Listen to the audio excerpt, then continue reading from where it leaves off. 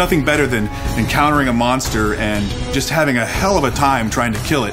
And you finally triumph and you have that sense of accomplishment.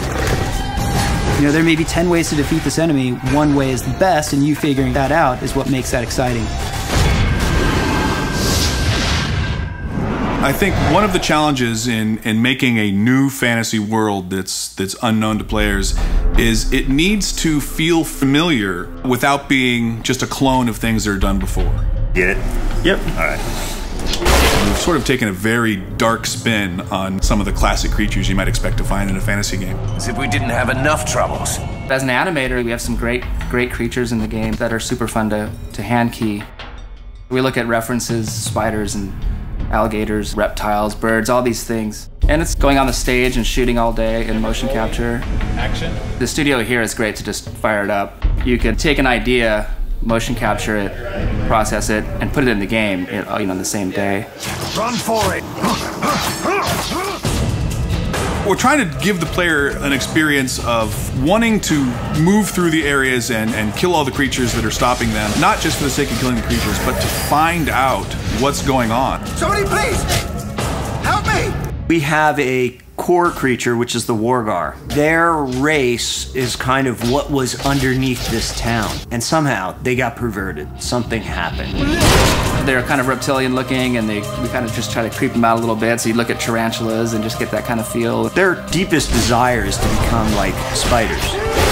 As you fight them, you know, you start to see more and more strange variations on them, until eventually you come upon an infected.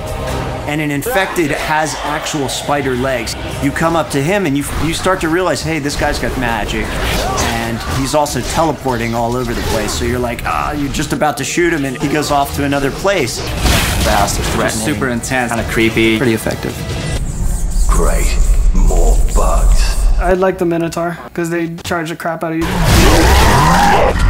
They're powerful figures. They have big chests and arms, but their heads are a little emaciated, and they have some twisted, vicious-looking horns. What we wanted out of a creature like this was something that was going to run and smash into things and just send the players flying if they weren't too careful. I'm loving the assassin right now.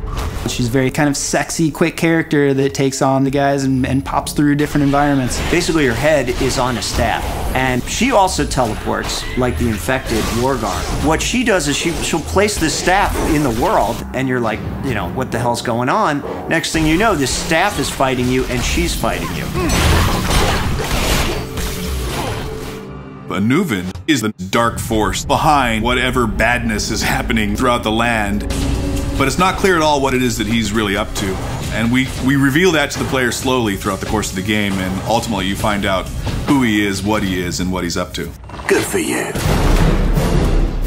When you walk into an arena, you have to take the time to look at the enemies that are there and what their strengths and weaknesses are, and then figure out what is your best strategy to go in there. It's not going to be the same every time. You're going to have to use some tactics and some planning. Because the best combat to me is one where I'm using my brain and I'm thinking of the trade-off.